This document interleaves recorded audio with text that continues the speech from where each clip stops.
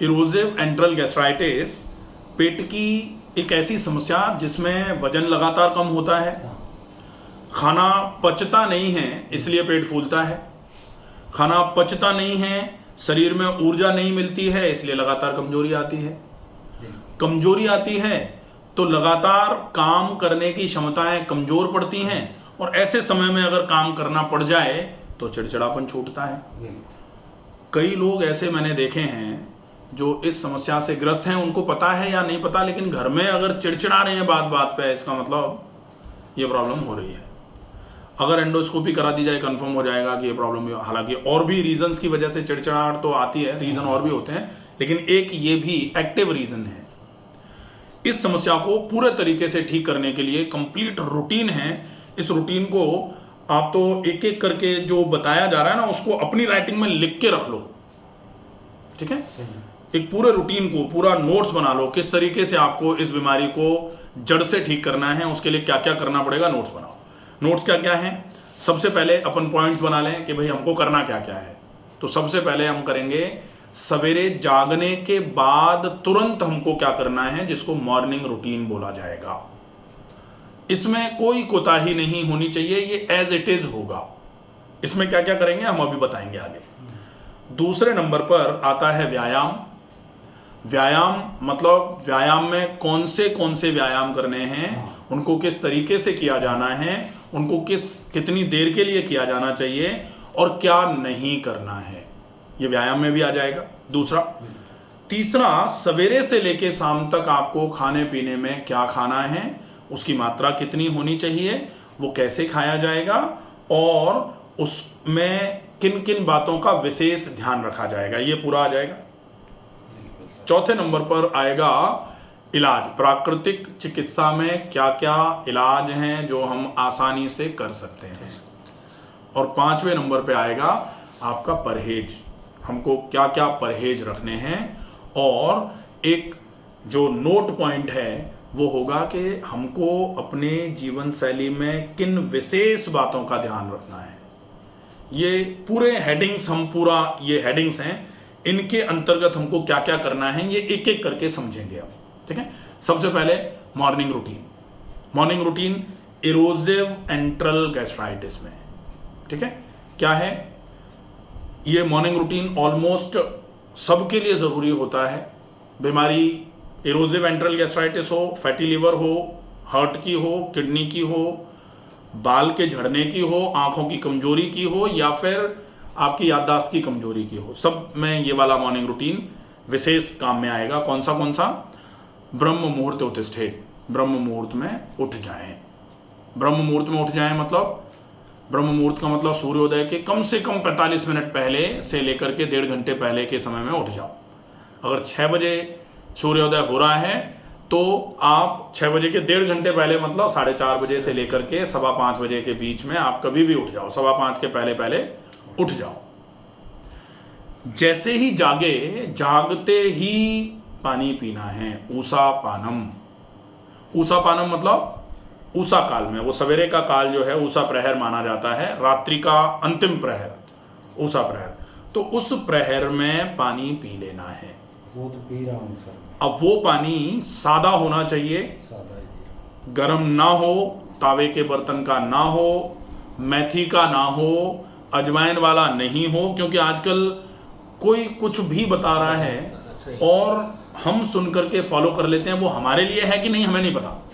तो जिनको इरोजिव antral gastritis है उनके लिए ये स्पेसिफिक नोट्स हैं, ये बना के रख सकते हैं, ठीक है। तो इरोजिव एंट्रल गैस्ट्राइटिस में सवेरे सवेरे सादा पानी पिएंगे। अब कुछ लोग कहते हैं अच्छा वो पानी हम क्या लौकी का जूस पी सकते हैं, क्या ये पानी हम सौंफ का पी सकते हैं? नहीं, सौंफ का भी पीने की, ये सादा है, क्योंकि ये पानी आप सिर्फ गंदगी को निकालने के लिए पी रहे हो, ना कि शरीर का पोषण करने के लिए। तो 2 या 3 ग्लास, अगर कोई ये कहे कि हम तो 1 गिलास पीते हैं, कई लोग हमारे पास आते हैं जो कहते हैं नहीं हम तो 1 गिलास ही पी पाते हैं, हम तो 1 से ज़्यादा नहीं पी सकते, तो फिर 1 गिलास से आप आधा एक घूंट करके बढ़ाना चालू कर दो। नहीं, 3 गिलास, मोटिव 3 गिलास है, तो 3 गिलास एक बार में एक जगह बैठ करके बड़े बड़े घूंट पानी पी लेना है। अब वो पानी पी करके 10 मिनट रुकना है। अब फिर से बवाल होता है, लोग कहते हैं कि हम तो रुक नहीं सकते, हम तो कभी कभी ऐसा लगता है जागे और जागते ही कपड़े खराब हो जाएंगे, ऐसी स्थिति रहती है, हमको तो भागना पड़ता है। तो कोशिश करो ऐसे केस में आप जागो और 2 घूंट पानी भागते भागते पी लो और भाग जाओ। उसके बाद धीरे धीरे करके 3 घूंट पीना चालू करो, 4 घूंट पीना चालू करो, 5 घूंट, 6 घूंट, 1 गिलास, फिर धीरे धीरे करके 1.25 गिलास, 1.5 गिलास, पौने 2 गिलास, 2 गिलास, फिर 3 गिलास पे आ जाओ, फिर 10 सेकंड रुको 3 गिलास पानी पी के। मतलब कैसे आप जागते ही भाग रहे थे उसमें आप किस तरीके से चेंजेस करोगे, क्योंकि जागते ही हमको तो भागना ही पड़ता है, ये आपको सुधरना तो इसमें पड़ेगा, सुधार तो करना पड़ेगा। ये तो हम करता है सर, 10 मिनट नहीं 15 मिनट पानी पी के 10 मिनट, मैक्सिमम 15 मिनट से ज्यादा नहीं रुकना है। अगर ये जैसे अपन तो रुक जा रहे हैं, अपन कह रहे हैं कि जो नहीं रुक पा रहे हैं उनके लिए है, ठीक है। इसके बाद 10 मिनट 15 मिनट रुके, उसके बाद फिर मोशन जाना है। मोशन जाने के बाद फिर मंजन कर लिया। मंजन करने के बाद करना है ऑयल पुलिंग। ऑयल पुलिंग मतलब 1 चम्मच सरसों का तेल मुंह में भर के जोर से 10 मिनट चलाना है, वो भी चला बहुत जोर से। फिर इसके बाद तेल को थूक देंगे, सादे पानी से कुल्ले करारे कर लेंगे, फिर नाक में घी डालेंगे। यहां तक सबको करना है, चाहे बीमारी कोई भी हो। सिर्फ एक व्यक्ति रुकेगा जिसको पानी पीने की मनाही है, जिसको ज्यादा पानी पीने से मना कर दिया गया है, वो सिर्फ 3 गिलास पानी की जगह 200-300 ml पानी पिएगा। बाकी पूरा रूटीन सारे लोग कर सकते हैं, क्योंकि ये मॉर्निंग रूटीन सारी ही बीमारियों में बहुत अच्छे तरीके से काम करने वाला है। इतना तो क्लियर है। अब इतना हो गया, इसके बाद अब आते हैं हम, चूंकि इरोजिव एंट्रल गैस्ट्राइटिस है, हम पेट को साफ कराना चाह रहे हैं, तो 1 2 3 5 दिन के लिए अपन चाहें तो आंवला मिश्री ले लें, और उसके बाद आंवला मिश्री को करेंगे बंद। आंवला मिश्री इरोजिव एंट्रल गैस्ट्राइटिस नहीं हो तो लगातार ली जाएगी, लेकिन इरोजिव नेचर की गैस्ट्राइटिस है, मैंने ली है सर। ली, हाँ, कम से कम 15 दिन 20 हाँ, दिन। उससे अपने को आंवला मिश्री लेने के बाद थोड़ी देर के बाद पतला सा दस्त आया, नहीं, एक ही टाइम जाता हूँ मैं तो खाली। सवेरे सवेरे एक हाँ, बार जाके एक- आंवला मिश्री के बाद अपने को मोशन नहीं आया, नहीं। हाँ तो ठीक है, कोई बात नहीं। अगर ऐसा लगे अपने को कि आंवला मिश्री लेने के बाद थोड़ी पेट में जलन लग रही है, या पेट थोड़ा सा गर्म जैसा लग रहा है, क्योंकि आंवला भी थोड़ा सा हल्का सा इरिटेटिंग होता है, हालांकि उसके साथ जब मिश्री मिला दी जाती है, अकेले आंवले का जूस पियोगे तो थोड़ा सा इरिटेशन कर सकता है, लेकिन मिश्री के साथ आंवला इरिटेशन करेगा नहीं। फिर भी अगर लग रहा है तो 5 दिन के बाद आंवले को डिसकंटिन्यू कर दिया जाएगा, अदरवाइज अपन चालू रखेंगे आंवला मिश्री, ठीक है। तो ये हो जाएगा मॉर्निंग रूटीन। अब मॉर्निंग रूटीन के बाद आते हैं आपका एक्सरसाइजेस का रूटीन। तो एक्सरसाइजेस का रूटीन में बहुत सिंपल सी चीज है, आप सिर्फ 2 चीजों पर ध्यान रखोगे, एक तो टहलना और दूसरा प्राणायाम। तो टहलना सर सुबह सुबह मॉर्निंग टाइम, वो लेटरिन जाने के बाद में नहीं कर सकते? लैट्रिन जाने के बाद, ये सारा रूटीन करने के बाद टहलेंगे। लैट्रिन गए, हाथ मुंह धोया, मंजन किया, ये तो कर ही सकते हैं। ऑयल पुलिंग किया, गरारे करे, नश्य किया, इसमें कितना टाइम लग रहा है? 15 मिनट मैक्सिमम। 15 मिनट के बाद फिर हम आंवला मिश्री लेके फिर हम टहलने निकल जाएंगे। टहलना इन सबको करना इसलिए जरूरी है क्योंकि ये शुद्धि का प्रोसेस है, और व्यायाम हमेशा शोधन के बाद की प्रक्रिया है, इसलिए आप व्यायाम तब करोगे जब शोधन हो चुका होगा। मैं सुबह सुबह टहलता हूँ, बस ये करने के बाद बाथरूम जाके टहल लेता हूँ। नहीं, ये करना इन सबको करो, उसके बाद टहलो। पूरा ठीक होने के लिए पूरा फॉलो, जैसे होता है ना कि बिल्कुल मशीन को ठीक चलाना है तो हर गरारी सही चलेगी तो ही होगा।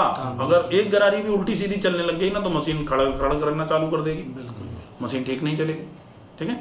तो पूरा आराम मिले, इलाज पूरे तरीके से काम करे, इसका मतलब इलाज को एज इट इज करना पड़ेगा, इसमें चेंजेस की गुंजाइश नहीं है, ठीक है। तो टहलने में लगभग 40 से 50 मिनट, और कोशिश करो मुंह में पानी भर के। फिर व्यायाम में अनुलोम विलोम, डीप ब्रीदिंग और भ्रामरी, ये तीनों प्राणायाम जो हैं ये कर लिए जाएंगे।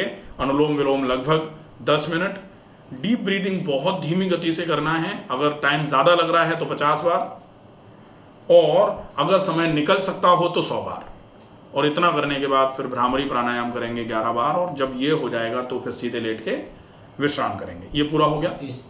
भ्रामरी कौन सा होता है? भ्रामरी ये वाला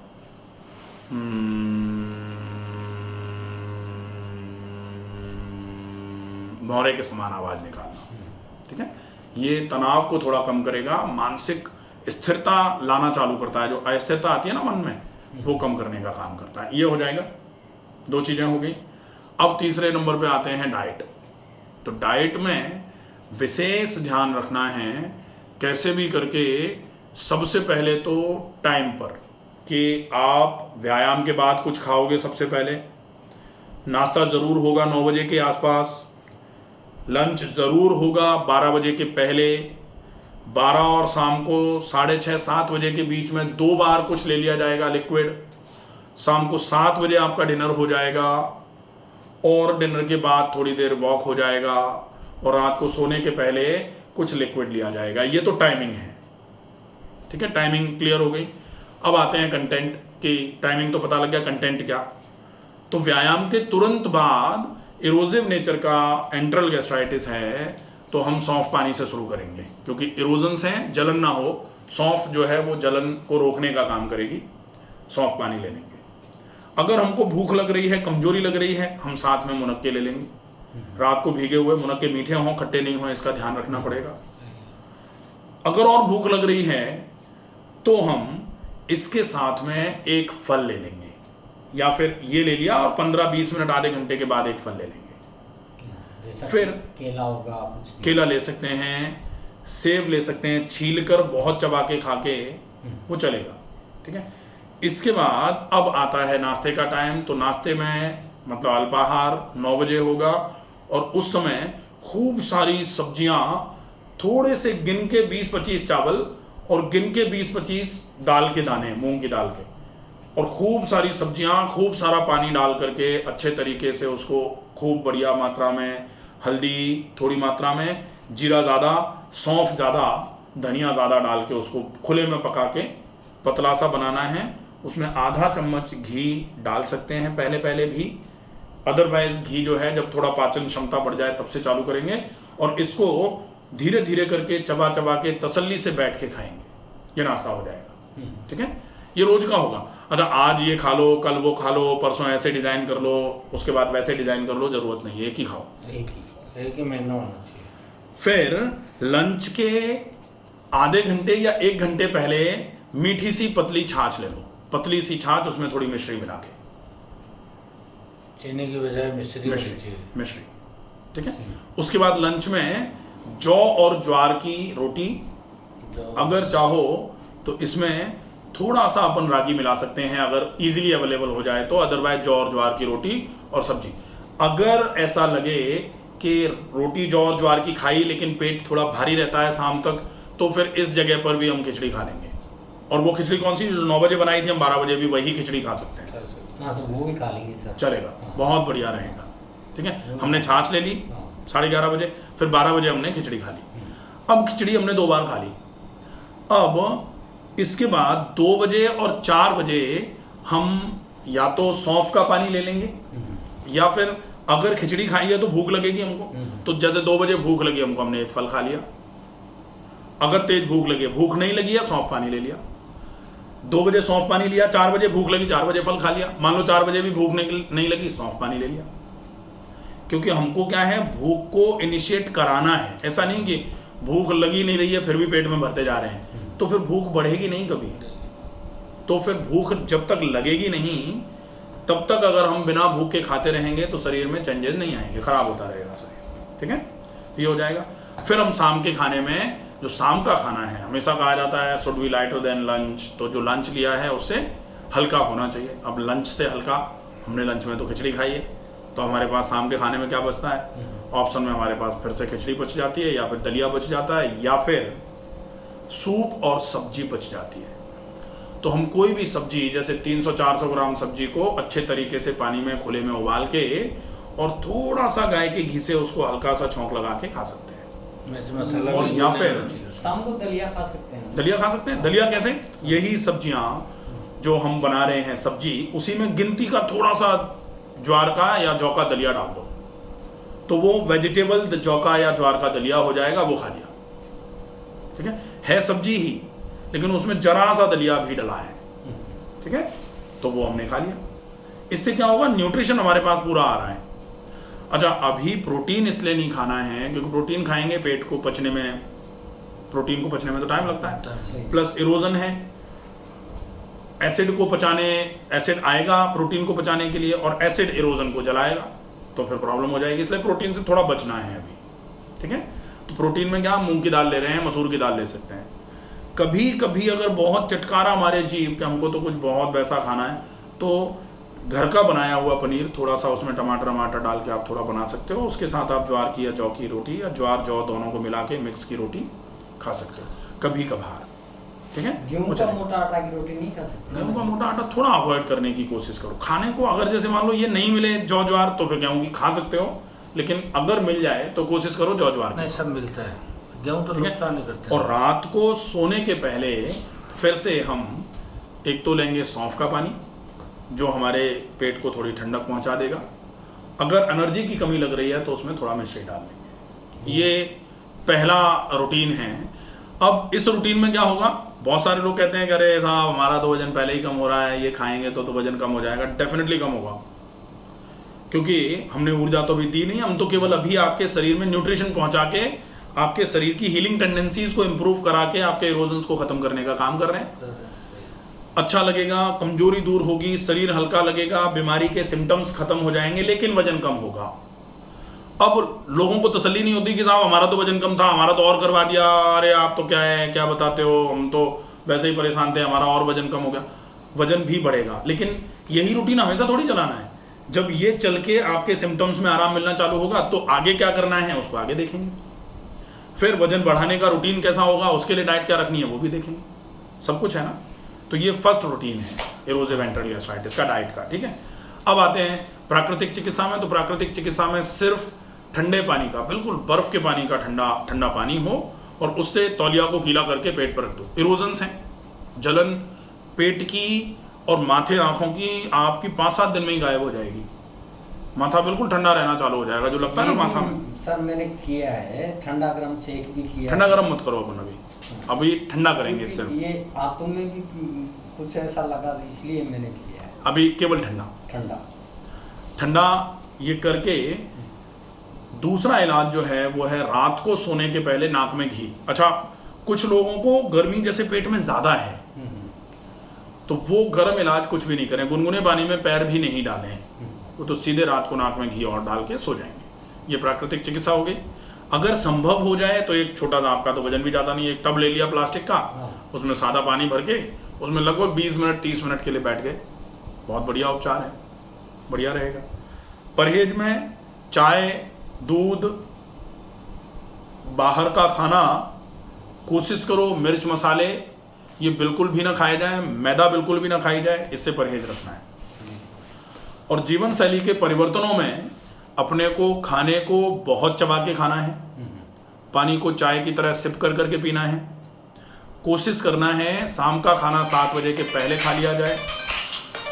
कोशिश ये भी करना है कि आप शाम के खाने में बहुत हल्का खाएं, जो दोपहर में खाया है उससे भी हल्का, या फिर शाम के खाने के बाद थोड़ा टहल लें अगर थोड़ा सा भी ऐसा लग रहा है कि ज़्यादा खा लिया है तो। सवेरे सवेरे जल्दी जागें, सवेरे के रूटीन को ज़रूर फॉलो करें। ये पूरे लाइफस्टाइल चेंजेस हैं, ये ज़रूर करने, नोट पॉइंट्स हैं। मैं सर कर रहा हूँ, ये करता हूँ बढ़िया। लेकिन कुछ